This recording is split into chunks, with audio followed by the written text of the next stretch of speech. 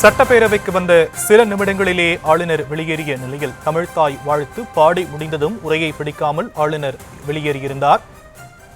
தற்போது விஜய் இதற்கு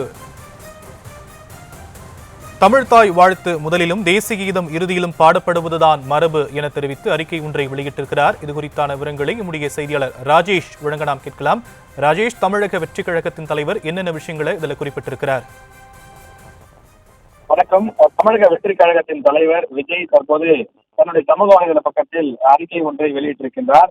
அந்த பதிவிலே அவர் குறிப்பிட்டிருக்கக்கூடிய விஷயம், ஆளுநருக்கும் தமிழக அரசுக்கும் சில வலியுறுத்தல்களை அவர் முன்வைத்திருக்கின்றார். தமிழ்த்தாய் வாழ்த்து முதலிலும் அதன் பிறகு இறுதியில் தேசிய கீதம் பாடப்படுவதுதான் தமிழக சட்டமன்றத்தின் ஆண்டாண்டு கால மரபாக இருக்கிறது.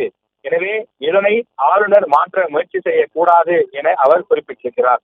மத்திய அரசால் நியமிக்கப்படும் ஆளுநர் யாராக இருந்தாலும் தமிழக சட்டமன்ற மரபை காக்கும் நடவடிக்கைகளை பின்பற்றியே ஆக வேண்டும் என வலியுறுத்துவதாக நடிகரும் தமிழக வெற்றி கழகத்தின் தலைவருமான விஜய் கேட்டுக் கொண்டிருக்கிறார்.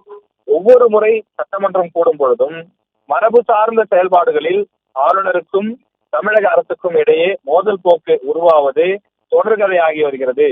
இது ஜனநாயகத்திற்கு நல்லதல்ல என குறிப்பிட்டிருக்கும் விஜய், இந்த போக்கு கைவிடப்பட வேண்டும் எனவும் மக்கள் பிரச்சனைகள் குறித்தான விவாதங்களையே முன்னிலைப்படுத்த வேண்டும் எனவும் கேட்டுக் கொண்டிருக்கிறார். மேலும் ஆண்டின் முதல் சட்டமன்ற கூட்டத்தொடர் தொடங்கியுள்ள நிலையில் அதன் நிகழ்வுகளை உடனுக்குடன் மக்களுக்கு கொண்டு சேர்க்கும் நேரலை ஒளிபரப்பை நிறுத்துவதை ஏற்றுக்கொள்ள முடியாது எனவும் தமிழக அரசுக்கும் அவர் குறிப்பிட்டிருக்கிறார். சட்டமன்றத்தில் ஆளும் கட்சி மற்றும் எதிர்கட்சிகளுக்கிடையே ஜனநாயக முறையில் நடைபெறக்கூடிய விவாதங்களை வெளிப்படையாக தமிழக மக்கள் தெரிந்து கொள்வது அவசியமாகும் என்றும் விஜய் குறிப்பிட்டிருக்கிறார்.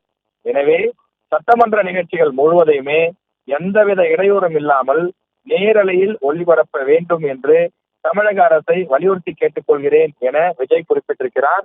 எனவே ஆளுநருக்கும் தமிழக அரசுக்கும் சில வலியுறுத்தல்களை இந்த பதிவின் மூலமாக விஜய் குறிப்பிட்டிருக்கிறார்.